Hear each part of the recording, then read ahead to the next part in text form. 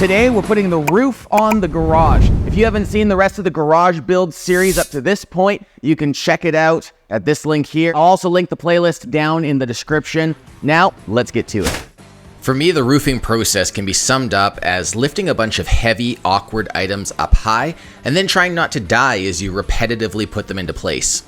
One thing I also had the opportunity to learn is that OSB is extremely slippery, which would end up coming to bite me a little later, and I'd have to deal with that.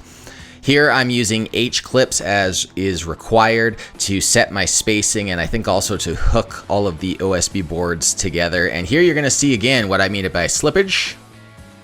Yeah, there it goes, and it's gone. I'm really glad none of the dogs, none of the kids were standing below the garage at that point in time, but I ended up coming up with a solution to keep things from slipping a little later on by clamping things in place.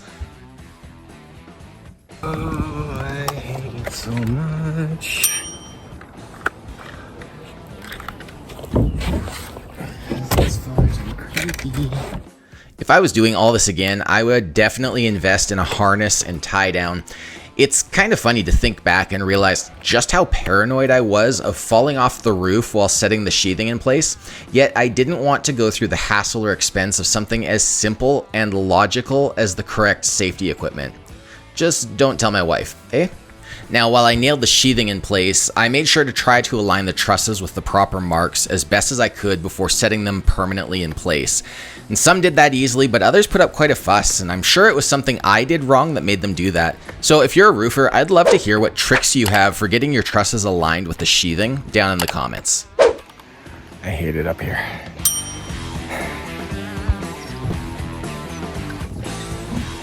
Boy, I hate this. So does my dog. To my dismay, the first part of the roof was actually the easiest part of the roof.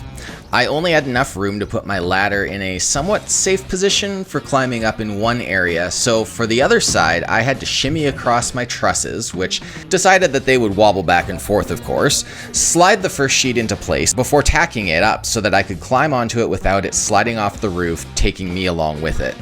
If I were to do this again, I think it would have helped to have attached my bottom cross bracing on the trusses before trying to sheathe the roof. Oh well, live and learn. Then, of course, it started to rain.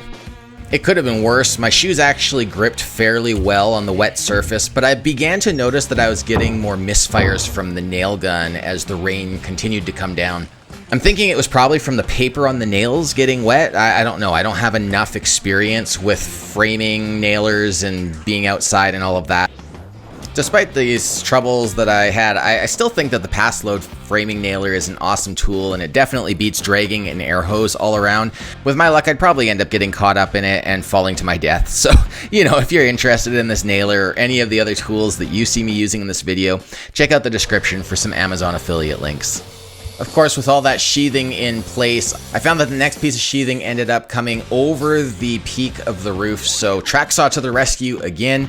I used it to just quickly cut everything to the proper length so that it wasn't sticking over where it shouldn't be.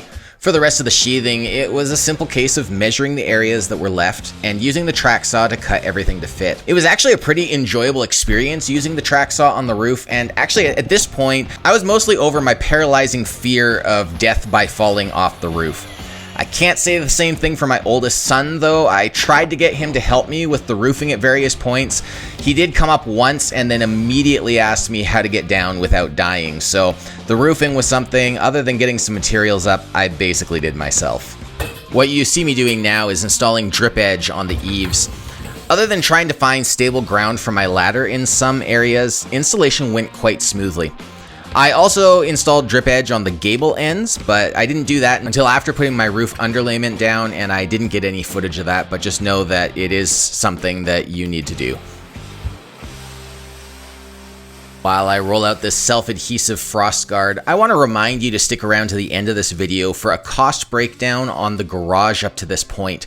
I'm trying to keep this thing under $25,000 Canadian, which is a huge savings compared to the $65,000 I've heard other people say they've been quoted for a garage like this. So we'll see if we manage to keep the price in check. Stay with me. My understanding of what this frost guard does is that it prevents driving rain from getting underneath the shingles, as well as preventing frost from creeping up underneath and causing damage over time. It's required by code, but it's also pretty inexpensive and easy to install, so I have absolutely no complaints with having to put this down. With the second piece, you'll see that I made sure to overlap the first one by 8 or 12 inches. It's been a while, so I don't completely remember, but it was somewhere in that range. That was followed by roofing felt, all the way making its way across the roof, which overlapped the frost guard by about 8 inches, and then I overlapped each layer of felt by 4 to 6 inches, using the printed chalk strips for reference, and placing nails about every 18 inches or so. Once it got to the end, I would just set the roll there, and as you saw, I just cut it with a utility knife and nailed it in place, and then carried on down the roof. Once I had done one side with the roofing felt, I carried on down from the bottom of the other side. And then once I was at the top, the peak of the roof, I just made sure to fold that piece over so that it was overhanging the first piece, nail all that in place so that there was one continuous overlapping membrane.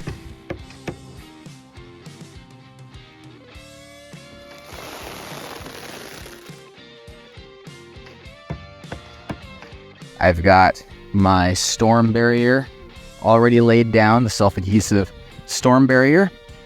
So I've got my self-adhesive quick start strip or starter strip ready to go. So I'm going to roll that out, stick it in place. I'll tack it in with some nails as well. And then I'll start laying the shingles coming up this way.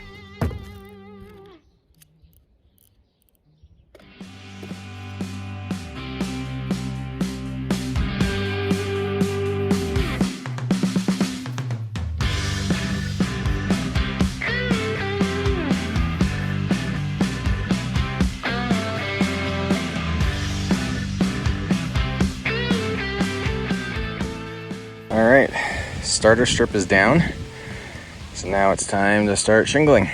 I severely underestimated the amount of time it would take to shingle the entire roof. I spent so many days out there after work and weekends working on the roof, and then one day the contractors working on my neighbor's garage showed up with her metal roof. All the pieces were cut to the exact length of one side of her garage, and I swear they were done and gone in 4 hours. So if there's ever a next time, I might have to look into going that route.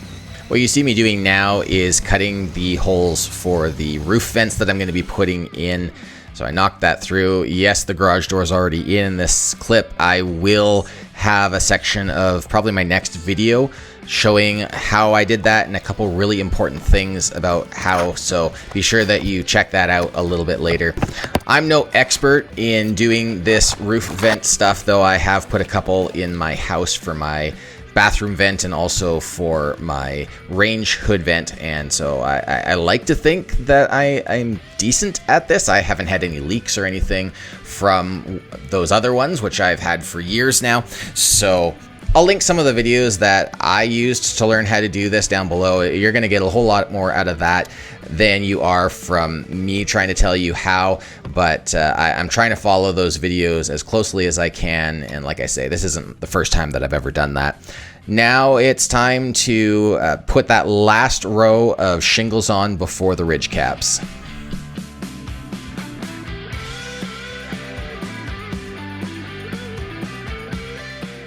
We got rain coming tomorrow, or actually tonight, and then all weekend. And as you can see, the roof is basically done. I just need to do my ridge cap. I got set behind a little bit just because my calculations were off by half a package of shingles for how I needed to close everything off so that my ridge cap will overlap properly. But now I think that we're ready to go. So I'm just going to follow the directions on the package. I might add some roofing cement here and there to kind of keep things down where it seems like it's weak. So follow along.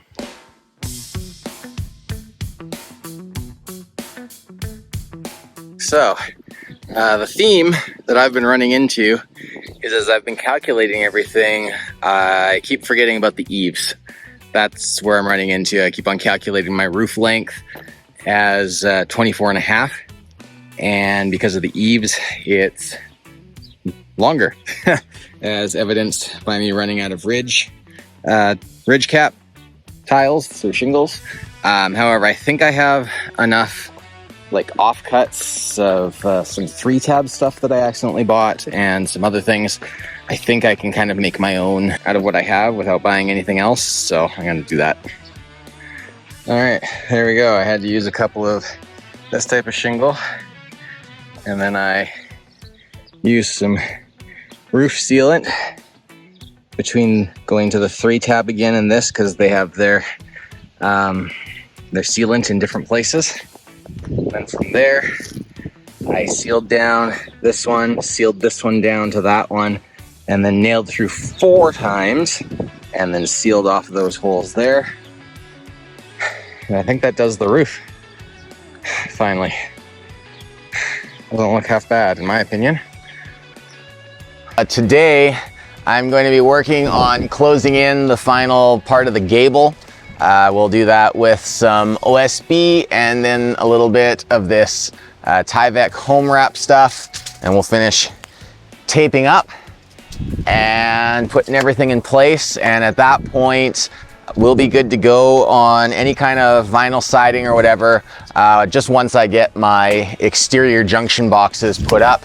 I haven't selected my vinyl siding yet, so that'll be an interesting process, but we're not there yet. Yeah, let's see what we can do.